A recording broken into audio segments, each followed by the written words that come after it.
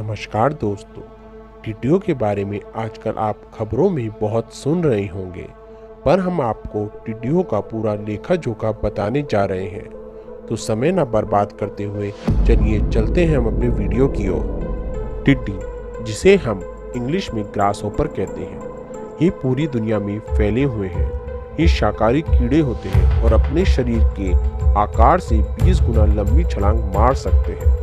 उदाहरण के तौर पर हम आपको समझाते चलें, अगर हम अपने शरीर के आकार से 20 गुना लंबी छलांग लगाएं तो ये लगभग 40 गज होती हैं। परंतु सच तो ये है, टिड्डी कूदती नहीं है, बस अपनी टांगों को गुलेल की तरह इस्तेमाल करती है। टिड्डी छलांग भी लगा सकती है और उड़ भी सकती है, और इनके पास चबाने वाला जबड़ा भी होता है।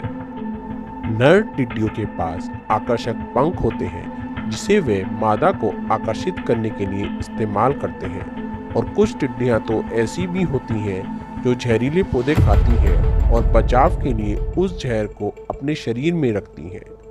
और इनका चमकता हल्का रंग इनके शिकारियों को ये एहसास दिलाता है कि ये खाने में बहुत बेस्वाद है।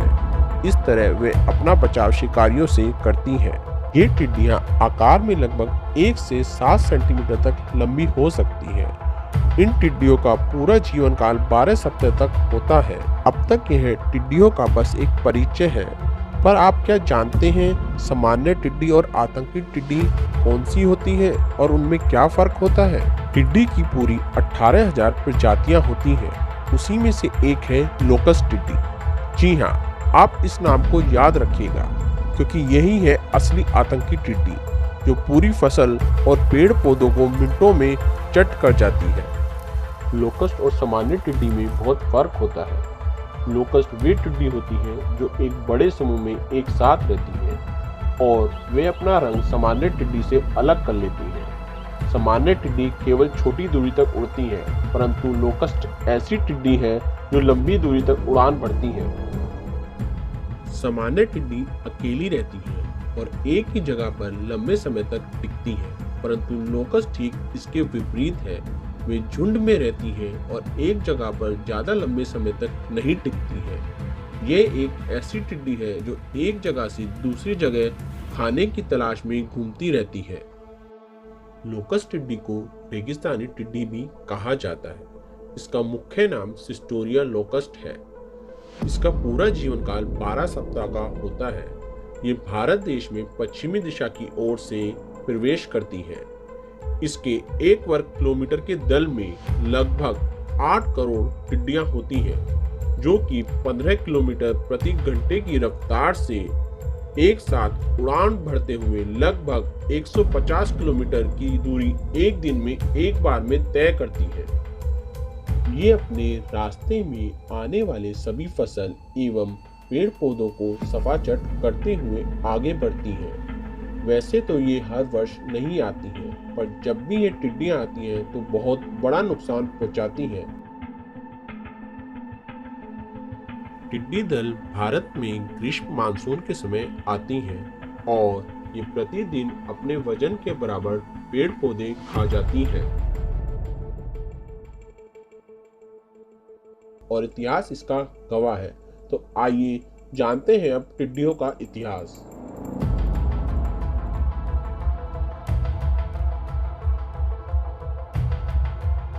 लोकस्ट टिड्डी का आगमन भारत में पहली बार 1978 में हुआ था।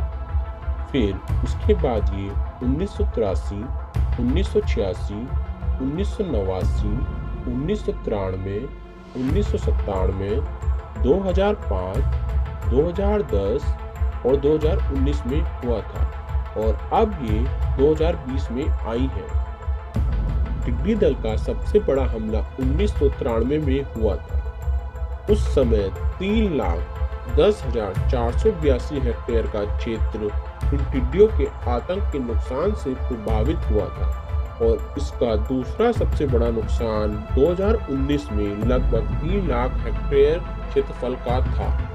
ये मुख्य रूप से कैस्पियन सागर के ईरान, कजाकिस्तान, अज़रबैजान, रूस, उज़्बेकिस्तान, अफगानिस्तान, तुर्किस्तान, वोल्खा झील के साइबेरिया, चीन की नदियों से गिरने वाले बालू रेत, मरुभूमि की घास के मैदान, मध्य रूस के शुष्क एवं ग्रीष्म मिट्टी वाले गर्म द्वीप, फिलीपींस के अनुपयुक्त जमीन और उष्ण कटिबंधीय मैदानों में स्थायी रूप से निवास करती हैं और प्रजनन और भोजन के लिए ये आमतौर पर हॉर्न अफ्रीका जैसे केन्या, सऊदी अरब, कुवैत, यमन, ईरान, पाकिस्तान होते हुए राजस्थान के जैसलमेर और बाड़मेर के जिलों से होते हुए भारत देश में प्रवेश करती है।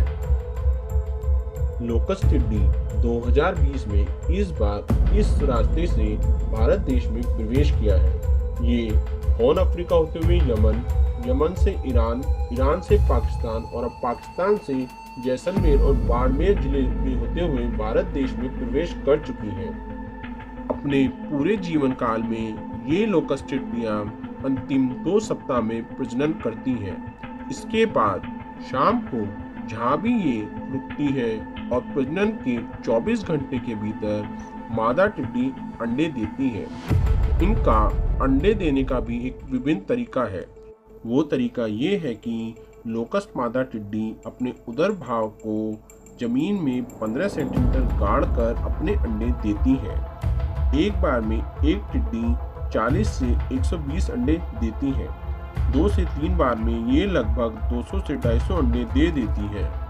लोकस्ट टिड्डी के अंडे चावल के आकार के एवं नारंगी होते हैं और ये अंडे 2 सप्ताह में फूटते हैं। जमीन में नमी रहने पर 10 से 3 दिन बाद इसके अंडों में से शिशु निकल आते हैं, जिन्हें होपर्स कहा जाता है, जो कि काले एवं भूरे रंग के होते हैं। ये शिशु होपर्स उड़ नहीं सकते हैं, इसलिए ये जमीन पर फुदक कर अपने दल के साथ आगे बढ़ते हैं और इसके 3 सप्ताह बाद ये प्रौढ़ बन जाते हैं, अर्थात ये वयस्क अवस्था में आ जाते हैं। वयस्क टिड्डी बनने में लगभग 20 से 25 दिन का समय लगता है। पहले ये गुलाबी, फिर भूरी और आखिर में ये पीले रंग की हो जाती है और इस पर काले रंग के धब्बे भी होते हैं। अपनी वयस्क अवस्था के 2 सप्ताह बाद ये लोकस्ट टिड्डियां प्रजनन करती हैं। अपने ये पूरे जीवन काल में 2 बार प्रजनन करती हैं और अपने से कई गुना ज़्यादा टिड्डियां पैदा करती हैं। इस तरह ये टिड्डियां अपनी तादाद बहुत जल्दी बढ़ाती हैं। टिड्डी चेतावनी संगठन इनकी हरकतों पर नजर रखता है और देश में आने पर इनकी सूचना देता है। इसके साथ साथ ये इस पर नियंत्रण रखने का भी काम करता है। जहां रात को भी ये बैठती हैं, इसकी सूचना तुरंत टिड्डी नियंत्रण संगठन को देनी चाहिए ताकि इनका तुरंत सफाया किया जा सके। इनके आने पर सबसे जरूरी यह है कि इन्हें खेतों में ना बैठने दिया जाए। इसके लिए थाली या किसी और वस्तु से शोर मचाकर इन्हें आगे की ओर खदेड़ दिया जाना चाहिए।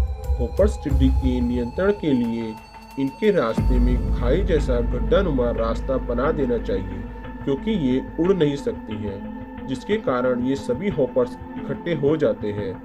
तब इन्हें जमीन में दबाकर या दवाई छिड़ककर खत्म कर देना चाहिए। टिड्डी नियंत्रण संगठन एवं वन विभाग मिलकर इन टिड्डियों पर नियंत्रण करते हैं।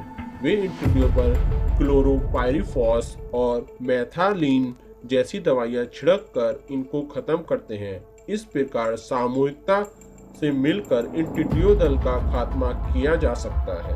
वैसे तो ये शहरों में नहीं प्रवेश करती हैं, फिर भी अगर ये आपके शहर में प्रवेश कर जाती हैं तो आप अपने घर के सभी दरवाजे एवं खिड़कियां बंद रखें, क्योंकि ये हवा के साथ अपनी दिशा का नियंत्रण करती है और घर में घुसने के बाद इन्हें हवा की दिशा नहीं मिलती है, जिसके कारण ये बेचैन हो जाते हैं। इसलिए अपने परिवार की सुरक्षा के लिए आप अपने घर के दरवाजे एवं खिड़कियां बंद रखें और अपने परिवार को सुरक्षित रखें। तब तक के लिए धन्यवाद।